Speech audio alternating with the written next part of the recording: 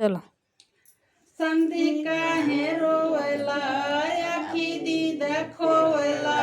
तोहरी बहिनी है रानी तारा पतवा में टोपी दई के संधि है रई काला कतवा में टोपी दई के संधि है काला कतवा में दुल्हे काहे रोवेला आखी दी देखोवेला तोहरी बहिनी है रानी हरिया में टोपी दई के